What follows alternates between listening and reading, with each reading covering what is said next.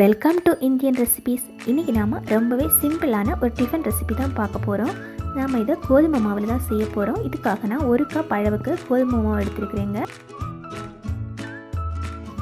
கூடவே 2 முட்டை எடுத்துக்கலாங்க. அதையும் அதில் உடைச்சி ஊற்றிக்கலாம்.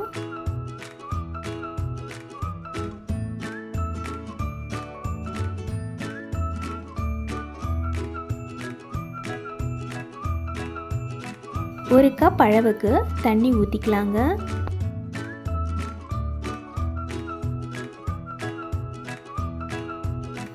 இப்போது நாம் அதை ஒரு பவுலில் மாற்றி வச்சுக்கலாம். கொஞ்சமாக கொத்தமல்லி இலைகள் போட்டுக்கலாங்க.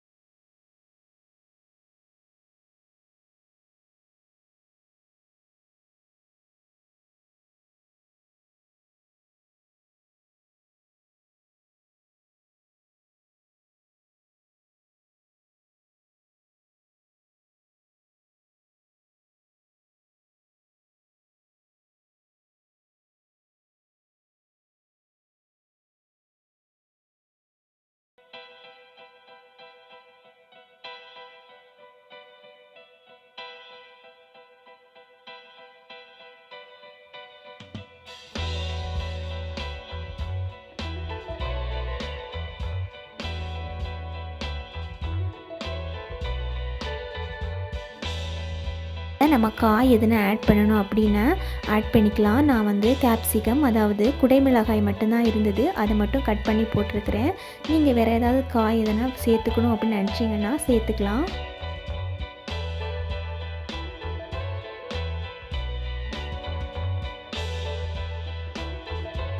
இது கூடவே வேக வச்ச உருளைக்கிழங்கு 1 அதையும் சேர்த்துருக்குறேங்க.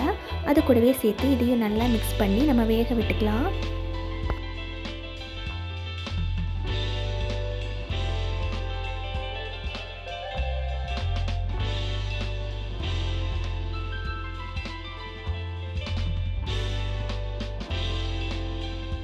இப்போது எல்லாத்தையும் மிக்ஸ் பண்ணிவிட்டு இதை வந்து ஒரு 2 நிமிஷம் நம்ம க்ளோஸ் பண்ணி விட்டாவே நமக்கு நல்லா வெந்து கிடைக்கும். ஸ்டஃபிங் வந்து ரெடி ஆயிடுச்சு. இப்போ நம்ம ஒரு பவுலில் ட்ரான்ஸ்ஃபர் பண்ணி வச்சுக்கலாங்க. ஈஸியாகவே வெந்துடும் இது. ஏன்னா கேப்சிகம், குடைமிளகாய் சீக்கிரமாக வெந்து கிடைக்கும். வேக வச்ச உருளைக்கிழங்கு தான் நம்ம சேர்த்துருக்குறோம். அதனால இதை வந்து ஒரு 5 மினிட்ஸ்லேயே நம்ம ரெடி பண்ணி எடுத்துக்கலாம்.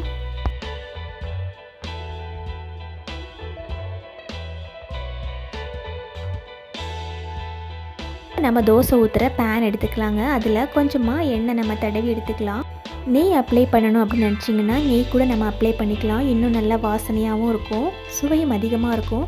இப்போ நம்ம அதில் தோசை ஊற்றுற மாதிரி இந்த மாதிரி எடுத்து அதில் ஊற்றி எடுத்துக்கணும்.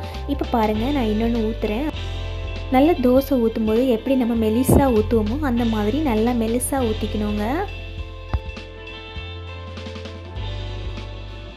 தோசையெல்லாம் நான் ப்ரிப்பேர் பண்ணி வச்சுருக்கிறேங்க. எல்லாமே நல்லா மெலிசாக இருக்கும், அதோடய லேயர்ஸ் எல்லாமே இந்த மாதிரி லேயர் க்ரியேட் பண்ணி வச்சுருக்குறோம். இப்போ நம்ம உள்ள ஸ்டஃபிங் வச்சுக்கலாம்.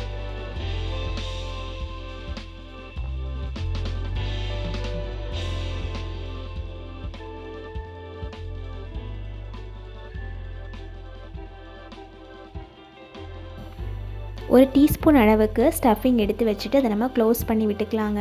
நான் சும்மா இந்த மாதிரி தான் க்ளோஸ் பண்ணி விட்டுருக்கிறேன். இன்னும் உங்களுக்கு நல்லா க்ளோஸ் பண்ணி விடணும் அப்படின்னா சோள மாவு கரைச்சி அதில் கூட நீங்கள் நல்லா க்ளோஸ் பண்ணி விட்டோம் அப்படின்னா அது ஓப்பன் ஆகாது. இந்த மாதிரி பண்ணோன்னா ரொம்ப ஈஸியாக இருக்கும்.